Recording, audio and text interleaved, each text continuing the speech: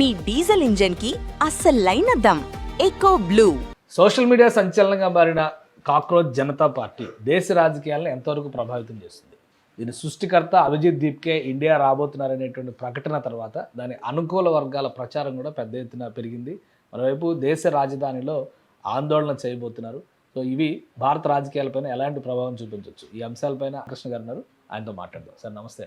నమస్కారం కేశవ్. సార్, ఈ భారత మామూలుగా ఏంటంటే భారతీయ జనతా పార్టీ చూసాం మనం, కాక్రోచ్ జనతా పార్టీ అని వచ్చింది. ఒక వారం రోజులు ఒక పెద్ద సంచలనం అయింది.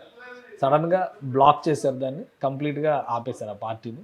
కానీ సృష్టికర్త ఎవరైతే ఉన్నారో ఆయన భారతదేశంలో ఎంటర్ అవుతున్నారు, అభిజిత్ దీప్కే. సో ఇది రాజకీయంగా చాలా సంచలనం అవుతుంది అని అంటున్నారు. ఎంతవరకు అవకాశం ఉంటుంది? కేశవ్ గారు, ప్రజల్లో ఇన్స్టాంట్గా వచ్చేటువంటి రియాక్షన్కి రాజకీయాలకి చాలా వ్యత్యాసం ఉంటుంది. రాజకీయం అన్నది ఒక స్థిరమైనటువంటి ఒక స్థాయిని కోరుకుంటుంది. ఇటువంటి ఏదైతే ప్రజల్లో కలిగేటువంటి భావాలు ఏవైతే ఉంటాయో, రియాక్షన్స్, దానికి స్థిరత్వం ఉండదు. అలా వచ్చి అలా అలా వెళ్ళిపోతుంది, ఒక అలలాగా.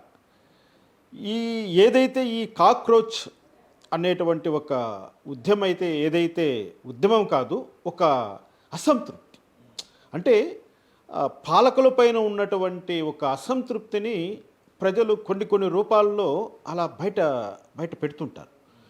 అందులో భాగంగానే భారతదేశంలో యువతలో ఉన్నటువంటి ఒక అసంతృప్తి ఈ యొక్క రూపంలో బహిర్గతమైంది. ఈ ఉద్యమాన్ని సృష్టించినటువంటి వ్యక్తి, ఈ బ్లాగ్ను క్రియేట్ చేసినటువంటి వ్యక్తి విదేశాల్లో ఉండి చేసినప్పటికి కూడా భారతదేశ వ్యాప్తంగా చాలా సంచలనం సృష్టించింది. దానికి తోడు వివిధ రాజకీయ పార్టీలకు సంబంధించిన కొంతమంది సిట్టింగ్ ఎంపీలు కూడా అందులో జాయిన్ కావడము, మేధావులు అందులో చేతులు కలపడము, యువత భారీగా పోటెత్తడము, ఇవన్నీ కూడా మనం విశ్లేషణ చేయాలనుకుంటే ఎక్కడో ఈ పరిపాలనలో లోపముంది. ఆ లోపము ఒక అసంతృప్తిగా ప్రజల్లో ఒక గూడు కట్టుకొని ఒక అగ్నిపర్వతంలాగా అలా ఉండిపోయింది. అది బద్దలయ్యేటువంటి సమయము ఏమైనా వస్తుందా అన్న ప్రమాద ఘటికలను ఇంకా రాజకీయ పార్టీలు లెక్క పెట్టాల్సిన సమయం ఉంది. జెన్జీ మూవ్మెంట్తో ప్రతిదానికి ఇప్పుడు పాకిస్తాన్లో కానీ, బంగ్లాదేశ్లో కానీ, నేపాల్లో కానీ జెన్జీ మూవ్మెంట్ అని చెప్పని వచ్చింది. జెన్జీ ఎవరినైతే తిరస్కరిసినా ఆ ప్రభుత్వాలు పడిపోతున్నాయి. అలాంటి ఇన్ఫ్లుయెన్స్ ఏమన్నా ఉందా ఇందులో నిజంగానే?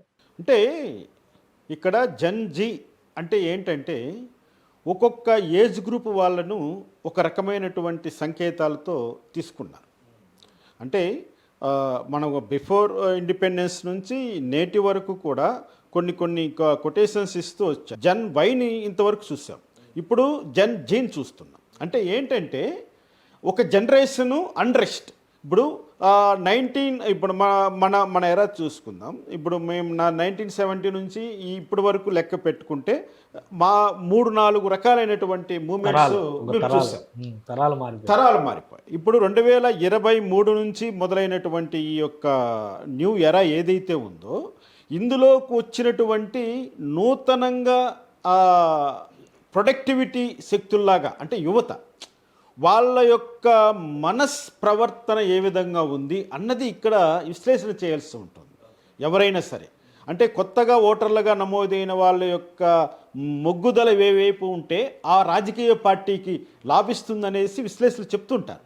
అంటే ఈ నూతన తరము యొక్క ఆలోచన విధానం ఏంటి, వాళ్ళని ఏ విధంగా మనలో కలుపుకోవాలి, వాళ్ళని ఏ విధంగా మనలో భాగస్వాములు చేసుకోవాలనే ఆలోచనలో ప్రభుత్వాలు ఉండాలి.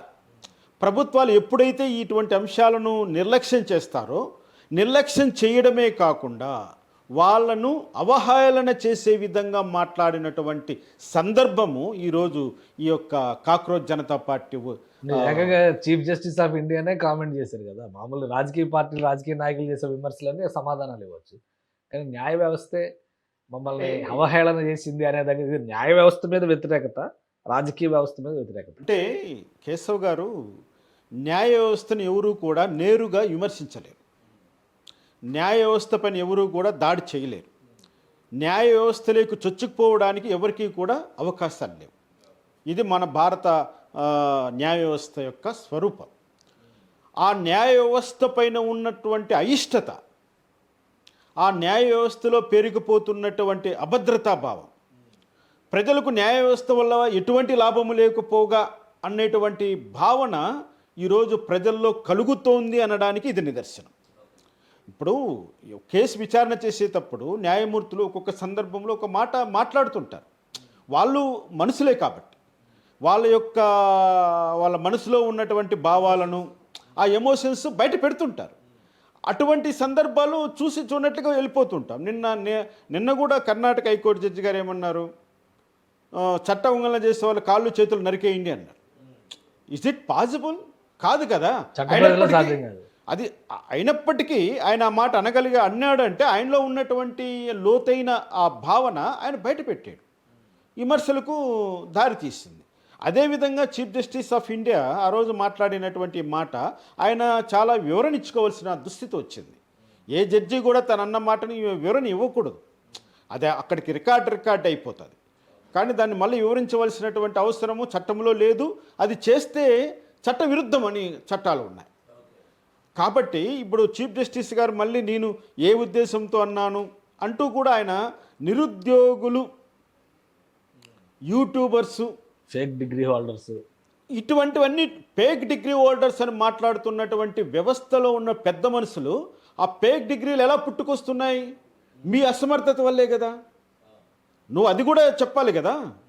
ప్రభుత్వం అసమర్థతో, లేకపోతే ప్రభుత్వ ఉద్యోగుల అసమర్థతో, లేకపోతే దాని మీద పర్యవేక్షణ చేసేటువంటి న్యాయ వ్యవస్థ మీరు చేతగాని వాళ్ళు కాబట్టే ఫేక్ డిగ్రీలు పుట్టుకొచ్చాయి. ఇవన్నీ కూడా ఒక రకంగా మీ ఫెయిల్యూరే. మీ చేతిలో అధికారం పెట్టుకొని మీరు ఫెయిల్ అయిన తర్వాత ఇటువంటి యువతను ఆ విధమైనటువంటి కొంచెము బాధ కలిగింది. కానీ ఇప్పటివరకు అభిజిత్ ఎక్కడో విదేశాల్లో ఉండి ఒక ఆన్లైన్ మూవ్మెంట్ లాగా తీసుకొచ్చాడు. ఆయన రేపు నేరుగా ఇండియాలో ల్యాండ్ అవుతున్నాడు. 6వ తేదీన ఢిల్లీలో ధర్నాలో పార్టిసిపేట్ చేయబోతున్నాడు. ముఖ్యంగా నీట్ విషయంలో విద్యాశాఖ మంత్రిని రాజీనామా చేయాలని డిమాండ్ చేయదు. ఇది ఒక ప్రత్యక్ష ఉద్యమంగా మారే అవకాశం ఏమైనా ఉంటుందా? ప్రత్యక్ష ఉద్యమంగా మారుతుంది, కానీ లీడ్ చేసేటువంటి కెపాసిటీ, దాన్ని సస్టైన్ చేయగలిగినటువంటి కెపాసిటీ ఎవరిలో ఉంది? ఇప్పుడు ఆయనలో అటువంటి లక్షణాలు నాకు కనపడట్లేదు. ఎందుకంటే 4 గోడల మధ్య కూర్చొని నడిపినటువంటి ఉద్యమం అది. గోడ దాటి బయటకు వస్తే ప్రపంచంలో మిగిలిన శక్తులను ఎదుర్కోవడం అంత ఈజీ కాదు, ఆశామాసి కాదు.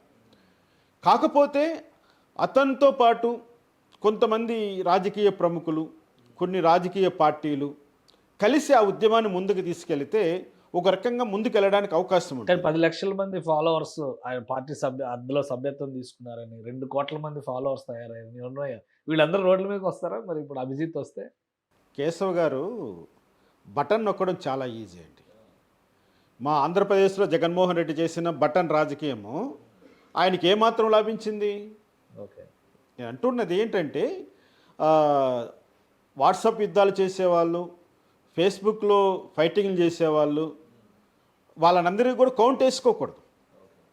వాస్తవం చెప్తున్నా. నా ఛానల్కు 1,00,000 సబ్స్క్రైబర్స్ ఉన్నారంటే అది నీకు ఫైనాన్షియల్ బెనిఫిట్, నీకు అది మూమెంట్ కాదు. అర్థమవుతుందా? ఇక్కడ రాజకీయ పార్టీలకు ఫాలోవర్స్ కాదు కావాల్సింది, ఇక్కడ కార్యకర్త రూపంలోకి రావాలి. ఆ యొక్క పార్టీ సిద్ధాంతాన్నో లేక సంఘం సిద్ధాంతాన్నో ప్రజలకు వివరించి చెప్పగలిగినటువంటి కార్యకర్తలు తీసుకురావాలి. ఇక్కడ ఈ యొక్క జంజీ ఉద్యమంలో ఈ కాక్రోచ్ పార్టీ యొక్క స్వభావాన్ని నాకున్న అంచనా ఏంటంటే, ఏ రాష్ట్రానికి ఆ రాష్ట్రంలో ఈ కాక్రోచ్ పార్టీ అన్నది ఆవిర్భవించడానికి అవకాశాలు ఎక్కువ ఉన్నాయి. ఎందుకంటే అది వెల్ పాపులర్ నేమ్గా స్థిరపడిపోయింది. కాబట్టి ప్రతి ఒక్కరూ కూడా తెలంగాణ కాక్రోచ్ పార్టీ అని పెట్టుకొని ఒకరు రాజకీయ పార్టీని ప్రారంభించినా కూడా ఆదరణ లభిస్తుంది. అతను కొంచెము తక్కువ కష్టపడినా కూడా ఎక్కువ లాభం పొందే అవకాశం కనపడుతుంది.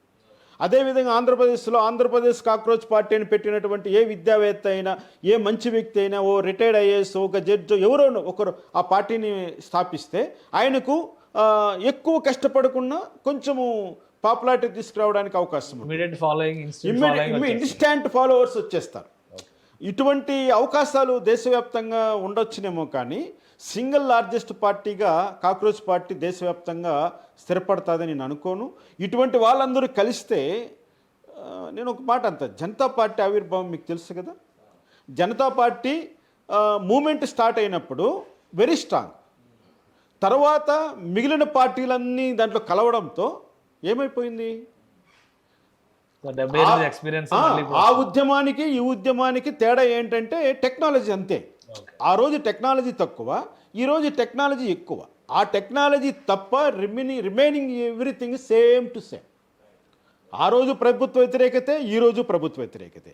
ఆ రోజు నిరుద్యోగులను యువతను నిర్లక్ష్యం చేశారు, ఈరోజు నిరుద్యోగము యువతను.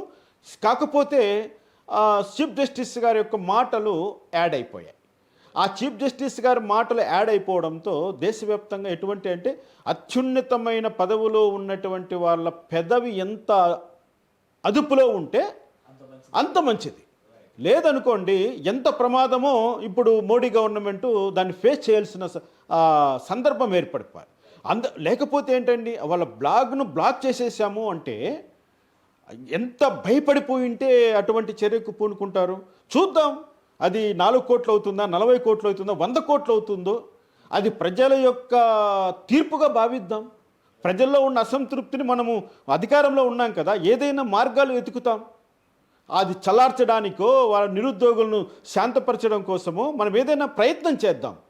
అది ఆ పని చేయకపోగా అసంతృప్తి ఏ రేంజ్లో ఉందో కనిపెట్టడానికి ఉన్న అవకాశాన్ని వీళ్ళు క్లోజ్ చేసేసారు. ఇది కూడా ఒక రకంగా ప్రజాస్వామ్యానికి ఒక గొడ్డల పెట్టి లాంటిదే అండి. ప్రజాభిప్రాయం వస్తుంది కదా, వెయిట్ చేయొచ్చు కదా, చూడొచ్చు కదా, అది చేయలేకపోయారు. బట్ అది రాజకీయం అనుకుందాం అంతే. Right sir, thank you sir విశ్లేషణ. ఇది కాక్రోచ్ జనతా పార్టీ చేసేటువంటి ఉద్యమం కేవలం సోషల్ మీడియా ఉద్యమంగానే చూడాలి. ప్రత్యక్షంగా ప్రజల్లోకి వెళ్ళిన తర్వాత అసలు పల్స్ తెలుస్తుంది. అలానే కేంద్ర ప్రభుత్వం కూడా ప్రజల అసంతృప్తిని గ్రహించకుండా ఇలాంటి అప్రజాస్వామిక విధానాలతో వెళ్తే కనుక ప్రజాభిప్రాయం తెలుసుకోవడం మరింత కష్టమవుతుందని రామకృష్ణ గారు విశ్లేషిస్తున్నారు. ఇది స్పెషల్ డిస్కషన్. Keep watching.